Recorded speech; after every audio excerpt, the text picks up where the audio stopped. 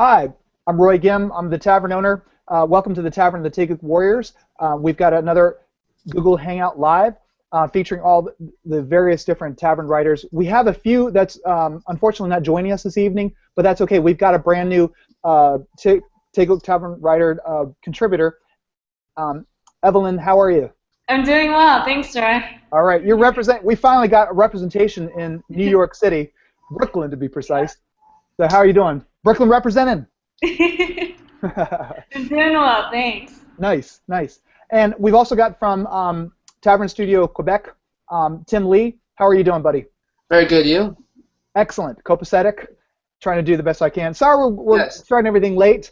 I've got kids I had to take care of, so we're multitasking here a little bit, but I think we're good to go. So, and once again, I'm Roy Gim, a.k.a. the Old Tavern Owner. And from wherever the world you are, joining us live, or perhaps in the future on demand, welcome. And of course, we're talking about our favorite subject, Korean soccer, Korean football.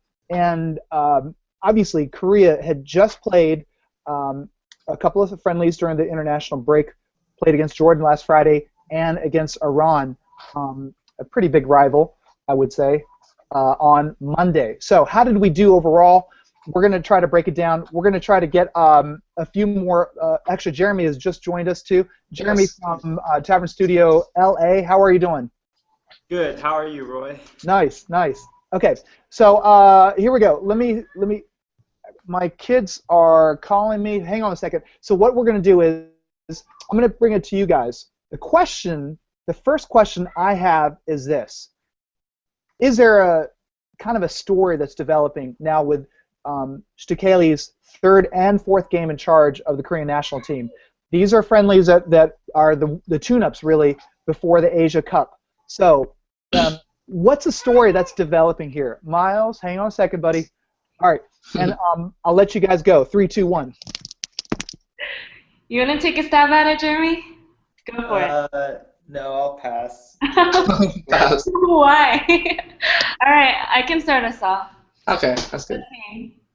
From what I remember during these November friendlies, I know that Stielike was trying to experiment with different combos of players on the offense, including the striker. And so I'm just trying to think about. I've been trying to think about whether he's been successful and what's going to happen in the Asian Cup. Who he's going to choose, what his take is on different players. So, yeah. It is a bit hectic, I think. First off, I think he hasn't had a chance to see some players like Kim Jin-soo, Kim Chun-wook. They've both been injured for both of the friendlies. Yeah. So that's an issue. And honestly, there are some positions where it's a mystery who he's going to call up. But at the same time, the call-up list that we're seeing the last two friendlies resemble that of Hong Min-bo's, and a lot of people are complaining, saying that it's almost as if we had Hong Min-bo as our manager still, which I don't think is entirely accurate. But yeah, I think it's a bit of a not a mystery, but there are some indicators, I think, what Stielike, I don't know how to say his name, will choose in the Asian games, but Asian Cup rather. Yeah, yeah. Jeremy, come on, let's go. Well, I think, how do you pronounce his last name? Stielike or? Stielike. I don't know. Stielike. All right, what's everybody's best guess to what you think it is? We just heard from Jeremy's take on the coach's name. Evelyn, what do you think? Stielike. Okay. And Tim? I think the Korean media are well, if you like say it strictly with the syllables, it's Stielike or something like that. I don't think that's it. I don't know. I honestly don't know. I think it's Stielike, but we're going to have to get a final consult on that. We'll get back to everybody in the tavern. But Jeremy, I think you had the most hilarious take on it. And I'm not writing on you. It's just that's my take. It was kind of like the most hilarious pronunciation. But it might be actually, that would be a killer, is if you actually got it right. Yeah. I think Stielike is, I mean, he seems much more honest about the KNT situation than Hong Min-bo. I think Hong Min-bo was a bit more secretive regarding the KNT, and I mean he's had a much harder load with all of everyone getting injuries, and I think I don't know, still like he's doing what he can, so you can't blame him. Yeah.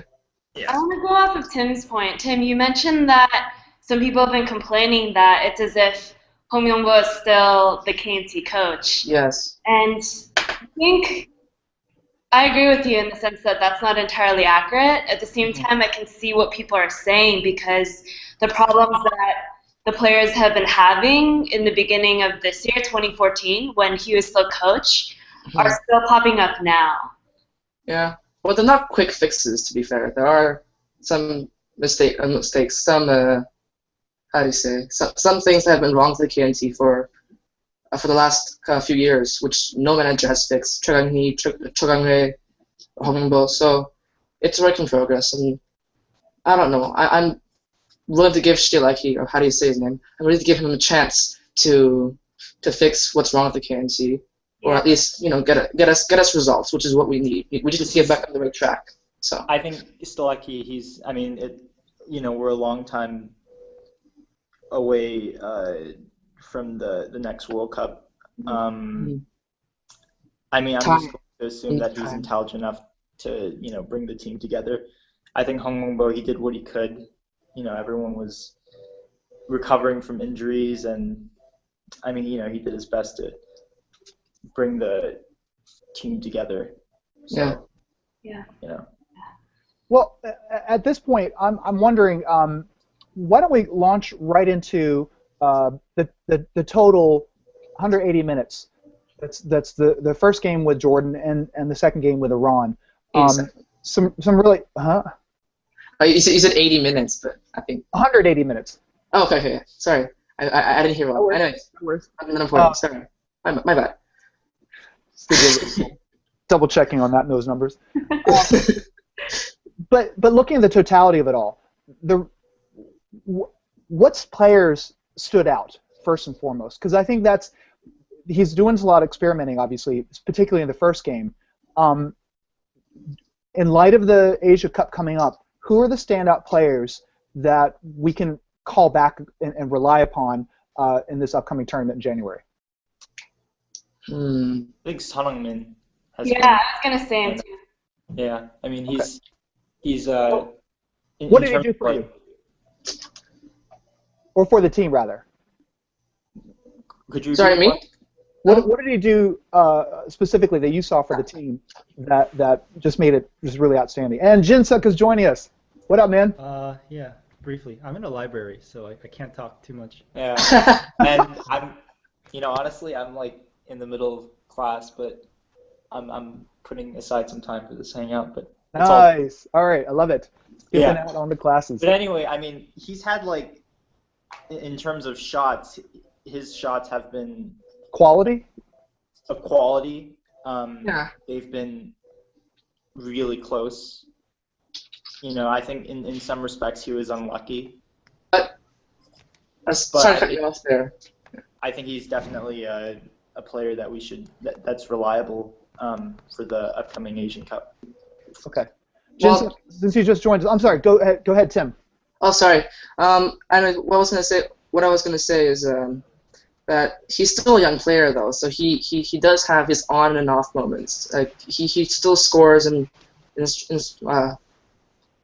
scores a lot, then he stops scoring and that kind of things. He has ups and downs, and I think putting too much pressure on him isn't good. But it is very accurate to say he is looking like a player that needs to do well consistently for the KNT if we're going to go somewhere in the Asian Cup and in qualifying and stuff. He is really a very important player, a very fundamental player for the future. So he's really young, but you could say the same thing about Neymar. He's like I think he might be young. I think he's younger than Son Heung-min, but I don't know.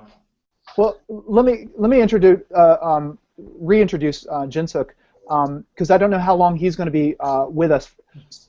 We're talking about impact players that really impressed that Stielike might call them upon for the Asia Cup.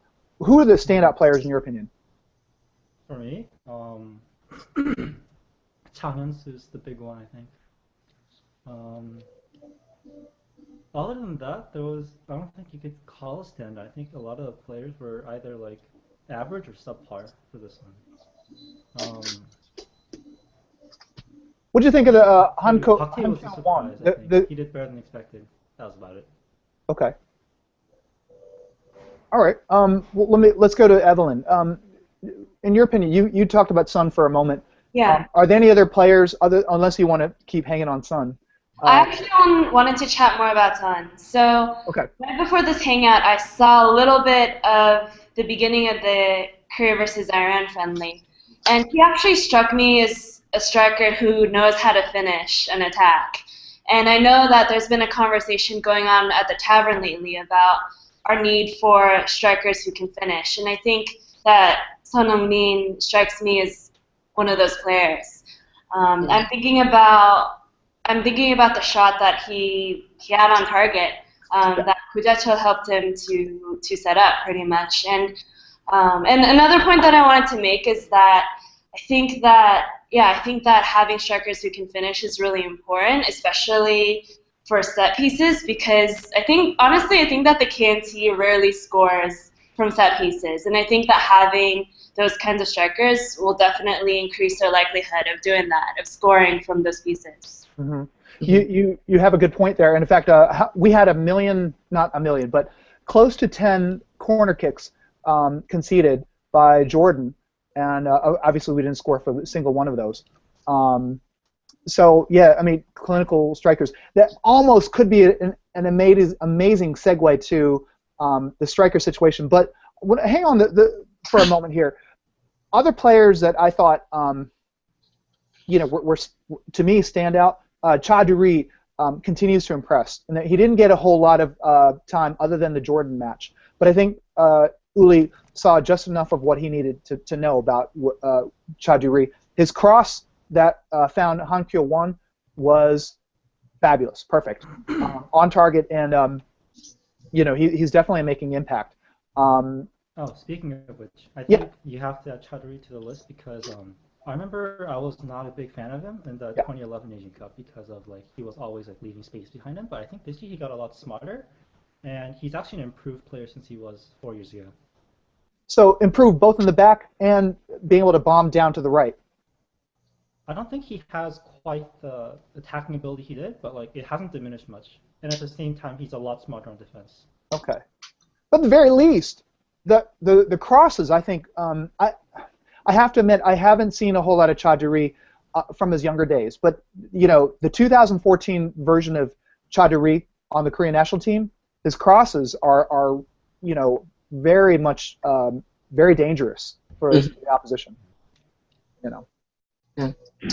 I'm trying to think really quickly before we move on to the striker problem situation that we've got. That it seems like we're on a Groundhog Day situation with the Korean national team. Park Ju-ho, for just a quick moment. There's been a little bit of debate whether that worked, the pairing with Iran, where he was paired with Ki Sung-young in the 4-2-3-1. Did he convince, or should he try to go to a different role, going back to the left back? Are there any options with Park Ju-ho? Because this is a player that's impactful for Mainz. The trouble is, does it work to fit him in as part of the double pivot for the Korean national team? Against a team like Iran, yes. I do not know what will happen against a team like Japan that will probably hound him in the midfield. He can escape pressure. I don't know if Park Ju-ho can. Okay. Well, I think at defensive midfielder, he's probably a superior option than Han Kuk-young at this moment in time. So I don't know what the coach is thinking about, but I think he's better than any other defensive midfielder we have. Well, other than Ki, obviously, but I think it makes sense to put him there for now because there's no better option right now. So. And Han Kuk-young, to his defense, he didn't do too badly against Jordan, but quickly what I saw was that he was taking too many shots. Maybe that was one of the his and one particular area of critique for that particular match. Otherwise, he was definitely covering the spaces for as best as he could as I guess a lone sweeper, if you will. Yeah. Okay. Well, any other thoughts as far as any standout players? All right, moving on to the striker situation. Obviously, this is, I think, other than the defense, we always come back down to what's wrong with the final third. Is it that we're not having the clinical strikers? Park Ji-young, didn't have as impactful a game as a lot of us had hoped. But Ikuno, coming in as his replacement in the Iran game, didn't get off a single shot as far as tell. Also had trouble being impactful. We've got the debate.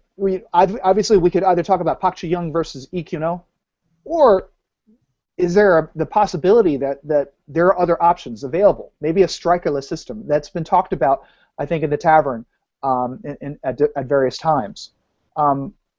What's everybody's take on this? Should I start? Sure. Okay, I'll start. Well, as for the strikerless system, I think maybe it's a bit too late to think about that before the Asian Cup. I don't know if that's an option that Stielike wants to look at for the future. But I guess for now, in terms of a striker, maybe you don't Gook. I don't know. There's really no one else out there. I mean, everyone else has a positive side, everyone else has a negative side. But if we're talking about for the Asian Cup, maybe you don't Gook since he can score at least. I mean, he's in the K League. Yeah, well, he scored for the KNT as well. He can finish, I guess. But then again, he's getting old, so he's definitely not something we want to have, something we want to look at for the World Cup, qualifying for the World Cup. But I guess in the short term, maybe you don't Gook.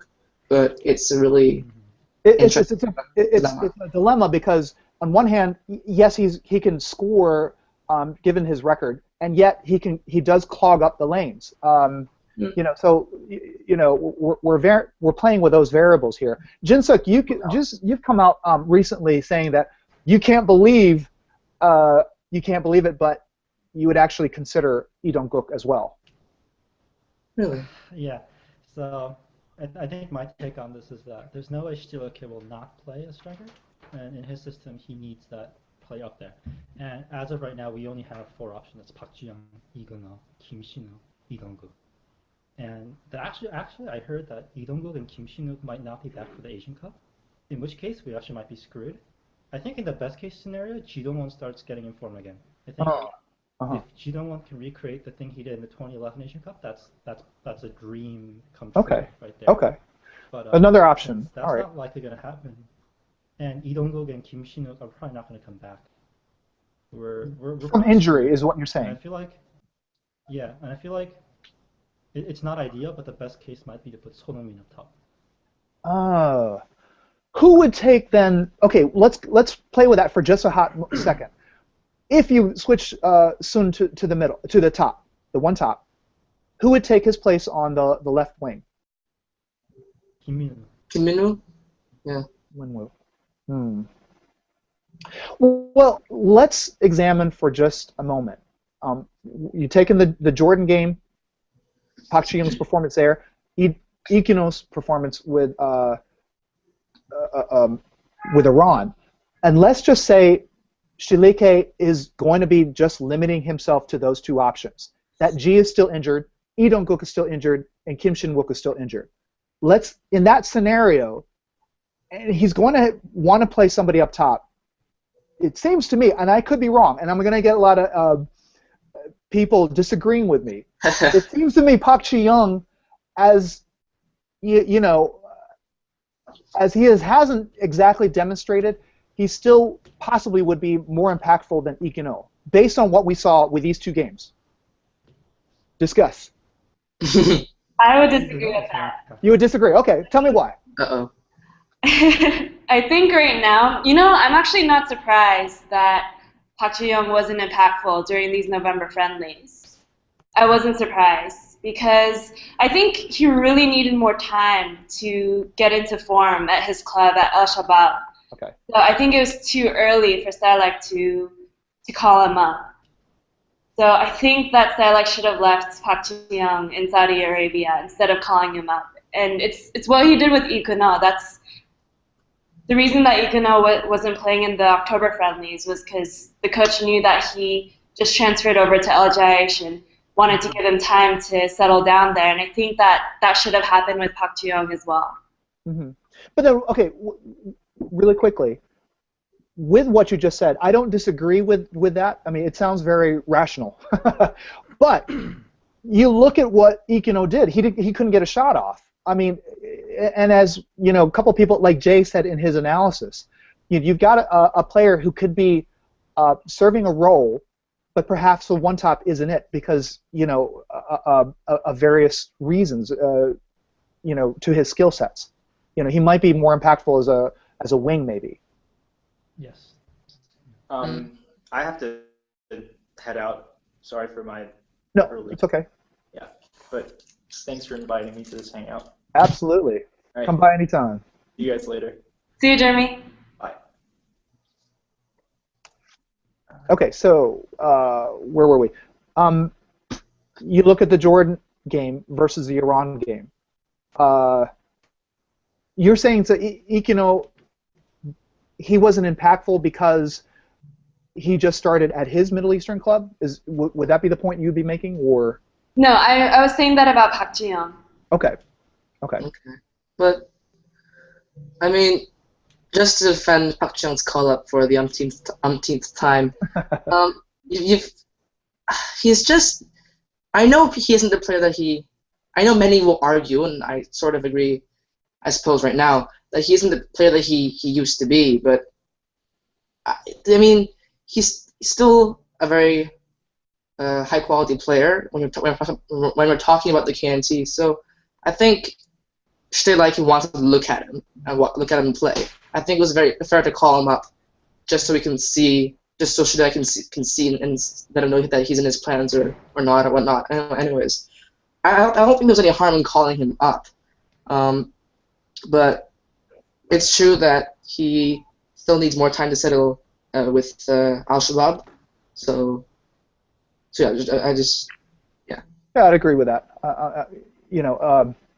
He wasn't. Yeah, he wasn't. Park Ji-young wasn't as impactful as I'd hoped. I think he realized later on that he had to get into. If he wasn't getting serviced,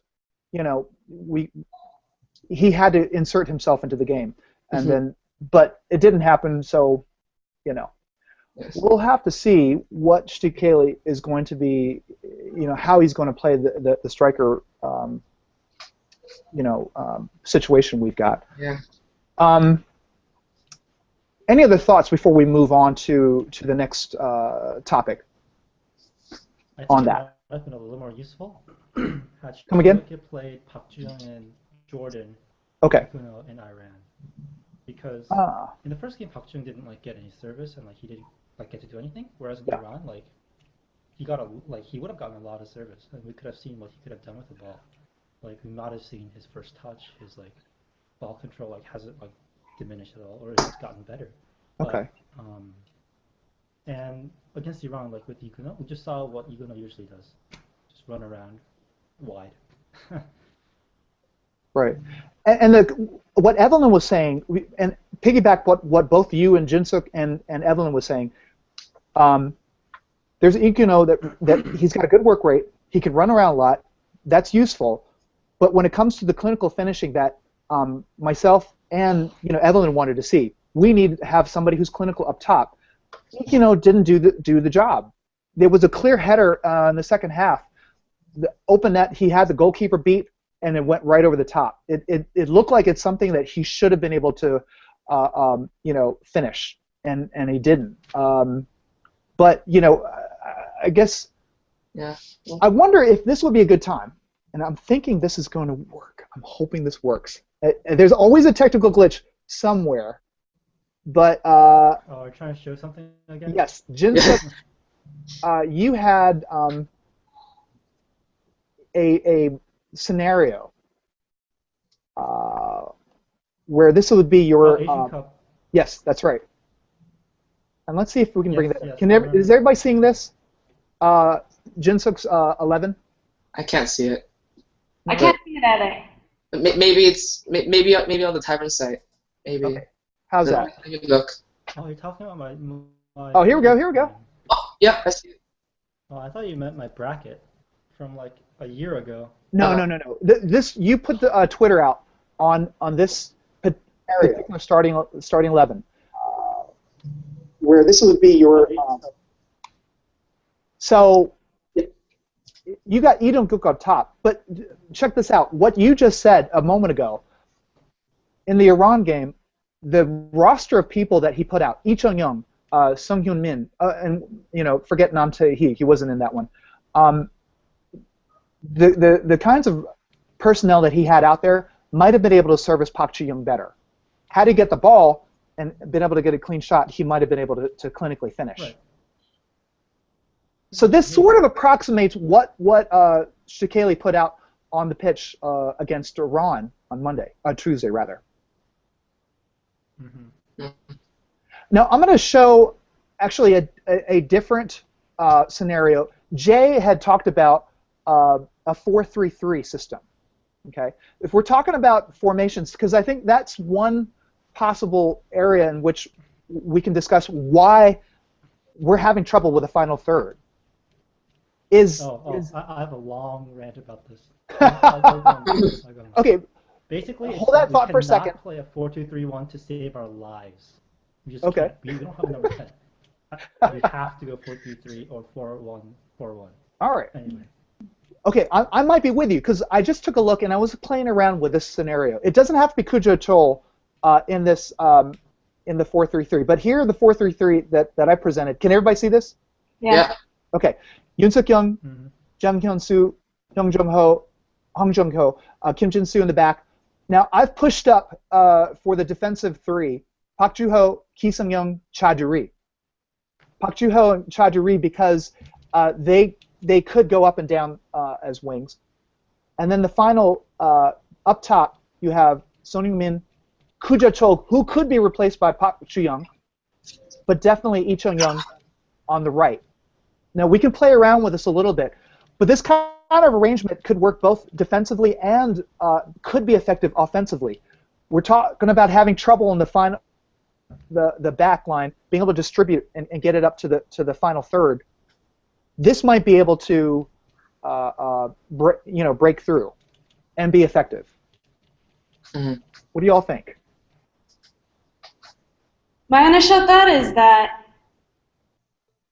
when I saw the Korea versus Iran friendly, yeah, I feel like whatever striker was going on a fast break, running down the pitch, trying to score, didn't have much support from the other from the other attacking players. So I think that with the with that formation and with three people up top, I think that they would remember to give support to whatever striker is trying to score at that time. So it would cement their role mentally in them a bit more. Mm-hmm. Jinsuk, what do you think? I like the idea, but I think having Chaduri in the midfield might not be the best of idea just because against a team like Japan, he'd get overrun pretty quickly. And I think for Chad to be effective, he has to be an RB. Okay. Maybe if you played around with it, who would you put instead? I actually might put Kudacho in the midfield. Oh, okay. On the wing. The further back he is, I think the more effective he is. I don't think he's nowhere near number 10, and he really should not be a striker. Okay. Could I be wrong? Was he played a similar role, like as you just described, for Hong Mung-bo in the 2012 Olympics, and seemed particularly effective exactly. there? Okay. Well, it did not work in the 2014. So I don't know. After 2014, I just don't trust Kujacho's abilities anymore. And I think we should just substitute Nam Tae instead. Okay. What about Nam Tae-hee down there? Yeah, exactly. Yeah, that would work a lot better. I think that's what I would go with. 박지호, 기성은, 남태. There we go. Okay. Tim, you have any thoughts on it? I don't know if was Lee Chung Young in that formation? Yeah, he'd be the right attack. Yeah.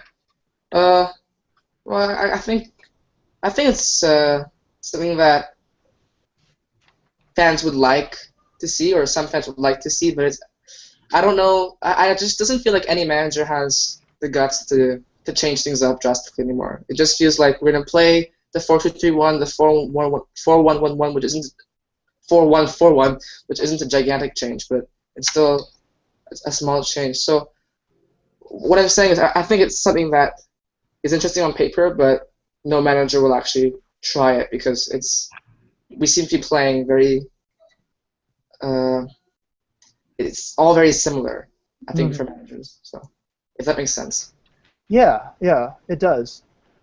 Well, what I've just realized we are over the time frame that I originally planned for, but so far so good. Let's go to pretty much our last point. Stiele's, and this almost transitions very well to this question. Has Stiele's style changed very much in the 4 games that we've seen? No. It's very similar to what we see under Hong Myung-bo. And because the player selection, I think a lot of that comes from the fact that the player selections has barely changed. I want to see a lot more K-League players involved. I want to see Lee Myung-ju, Kim Sung-dae, and a lot of the K-League stars. But I think just because Stielike doesn't have much time, he's going with what Shin Tae-young and Hong Myung-bo have gone with. Because he's got Hong Myung-bo's former advisor, the assistant coach, still with the team advising Stiele. Okay. Not a good idea. But just slightly off topic here. Well, not off topic, but not answering the exact question. But I think in goalkeeper, I think whoever made the decision to bring up to let Kim Jun-hyun and Kim Sung-yu play games and help them flourish, I think really did the right thing, because it kind of shows what, in my opinion, I think it shows what we could have had, and what it kind of highlights what Chung Sung-young just wasn't able to do for the KNC when you see the saves that Kim Jun-hyun and Kim Sung-yu are making. So I think I'm glad that we have their abilities with the KNC, because it's something that we needed a solid keeper. And I think so far from the friendlies we've seen, Kim Jun-hyun and Kim Sung-yu are able to do that. But then again, it's just a few friendlies, and things could change. Who knows? But for now, our goalkeeper situation is looking brighter, I suppose. Maybe a little more settled. Yeah. Okay. Definitely. One less thing to worry about for now. So. I guess if we had a power minute, I don't know if I've seen these sports shows where they count down and everybody's got just a few seconds to say something impactful. I'm going to put everybody on the spot. Defensively, Jang Hyun-soo versus Kim Young-gwon. If you could put up a hand signal between 1, 2, 3, 4, and 5, and I don't want I'm good. That finger. But let's say, let's hear it for everybody. What do you? I think this could be one piece of the puzzle that we can solve in the defensive back line. For center back, Jang Hyun-soo, the captain for the Asia Games, over Kim Young-gwon, the veteran from the World Cup, part of Evergrande's Chinese Super League title-winning squad. Who wins out? Right now, Chung Han-soo. Chung Han-soo right now.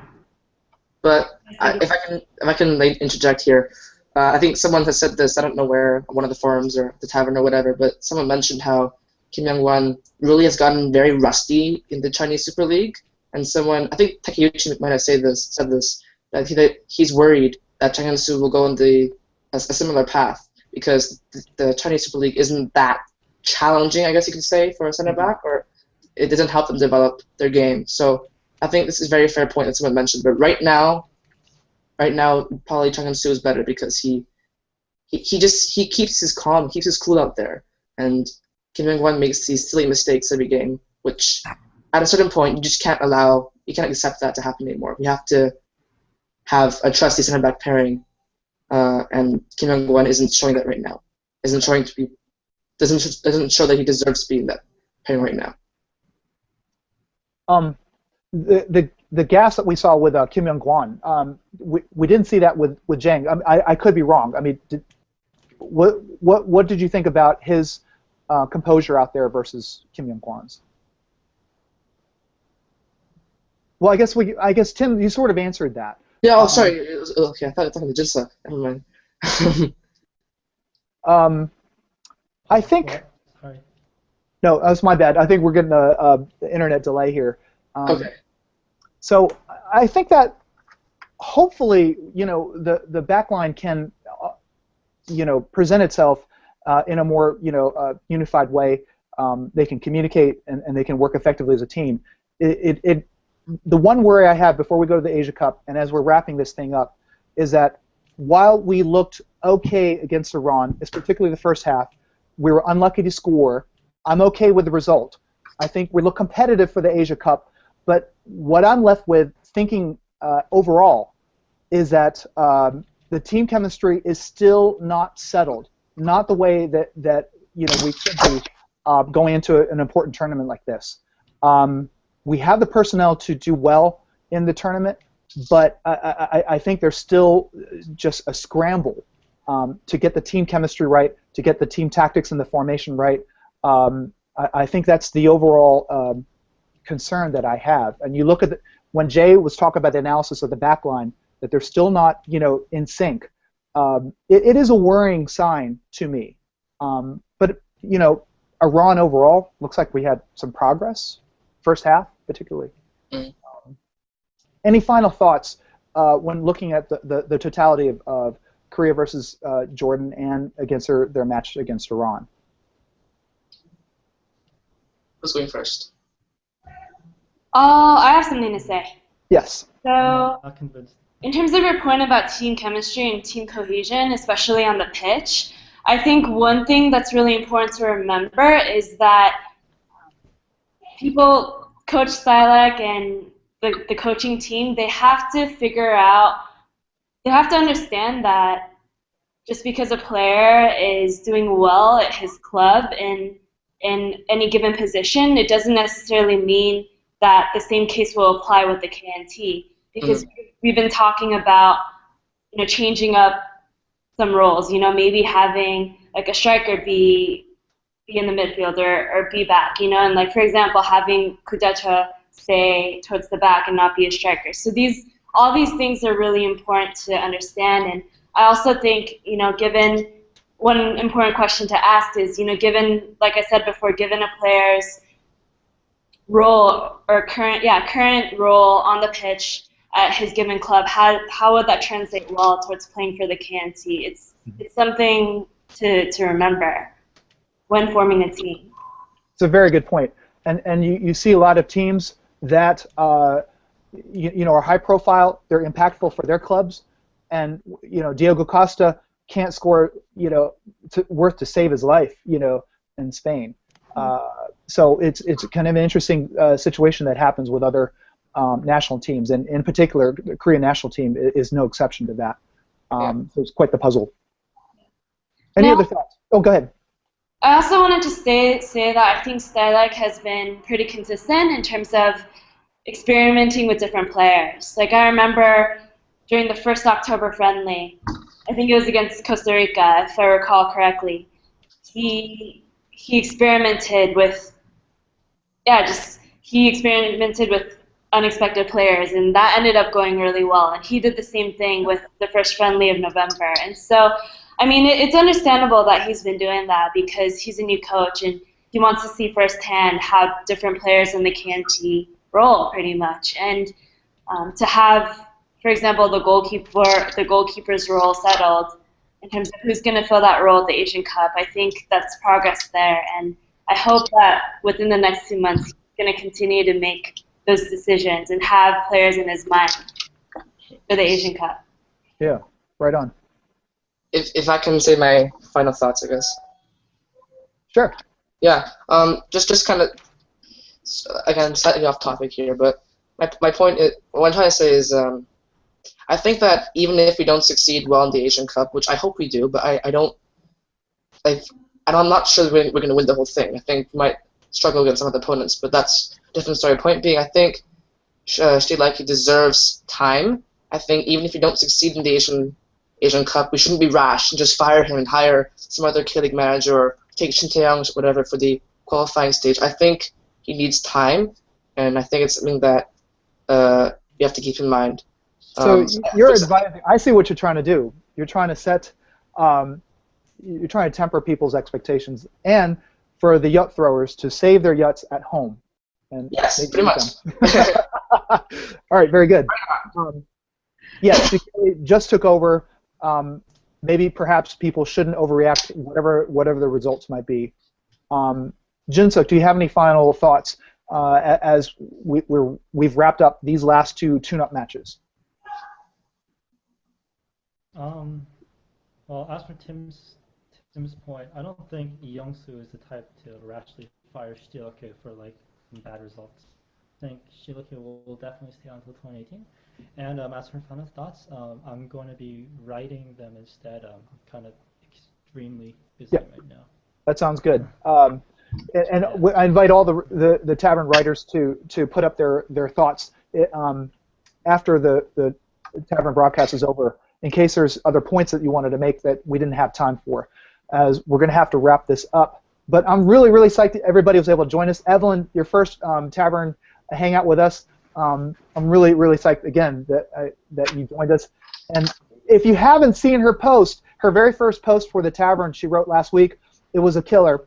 Military conscription is hindering Korean football progress, and it got a firestorm of a lot of comments. So definitely check it out.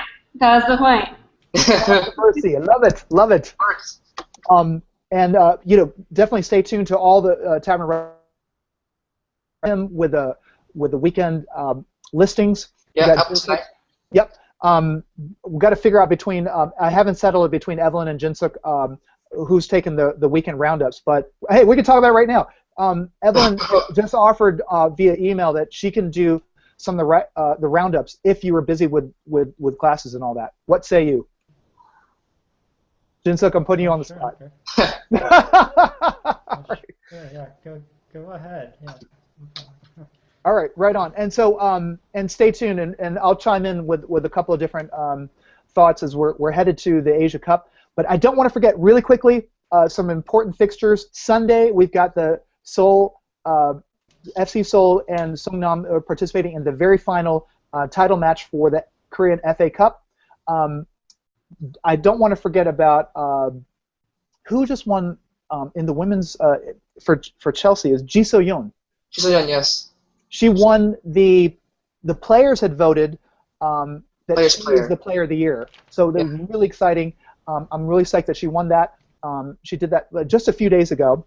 And check out the Tavern for all the other upcoming fixtures, some really important ones. I think Man City and Swansea. So Ki Sung-young's got his hands full when he returns back to England. And so does Yoon Suk-young. Keep our faces, I believe, Newcastle. Right. So that's going to be a really important fixture and another important test for Yoon. So I think that's it. I'm really glad that you were able to join us. And can I say one final thing? Yeah, go ahead. Yeah, it's a little bit silly maybe, but the Puskas Award this year, there's a nominee, Camilo, and the person that made the assist to Camilo's goal, which got nominated, was Young-pyo. So that's really interesting. Yeah. So we have a YouTube of that. We might repost that YouTube. That was a fantastic assist by Lee Young-pyo. One of his last games before he retired. Yeah. So that's it, I guess. Good. Thank you for bringing that up. And you Tavern goers and readers, thank you for joining us. If you have any questions, any comments, anything we can bring up and discuss after the Hangout is over, please let us know. Check us out, tavern@takeitwarriors.com. And until next time, ciao gayo. And I just learned this the other day. Dobaja. Did I say that right? I think, maybe. So what are you trying to say? Dobaja. Jinsuk, you would know.